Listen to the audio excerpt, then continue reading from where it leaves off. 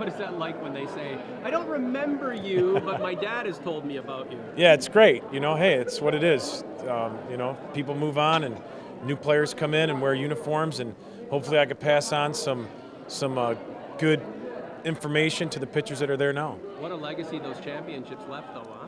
It is. It's been great. I mean, people have come up and asked if they could see my ring and stuff, and I normally don't wear my ring that much, to be honest with you, but for me to come here in Ontario, it was one of those things where I had to make sure I wouldn't forget it. I brought my passport and put my ring right on top of it so I wouldn't forget. Real quick, let's talk about the Blue Jays. Alex Anthopoulos, he's sort of in that honeymoon period right now, but you get the Jays fans who are antsy to see some kind of deal happen. The talk about signing Manny, and then there's Russell Martin. A lot of those things haven't happened.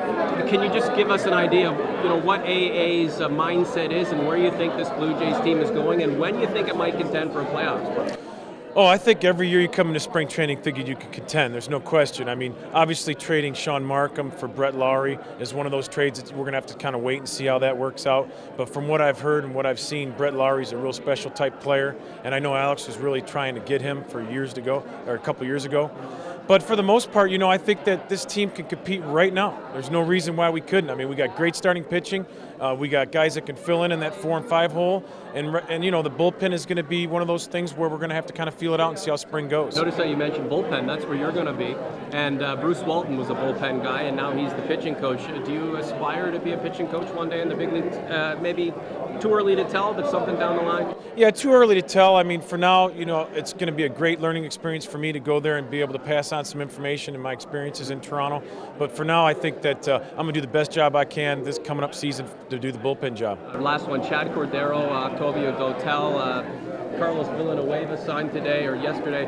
Is there anybody specifically you're looking forward to working with, maybe somebody who's already been in the pen for a few years with you guys?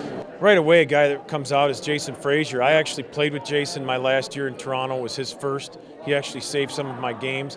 So I think that relationship that I've built over the years will be great. Also, losing a guy like Scott Downs and Kevin Gregg, obviously those two veteran guys that you lose is key, but you replace them with Villanueva and Octavio Dotel. So I'm looking forward to meeting these guys and start building a relationship.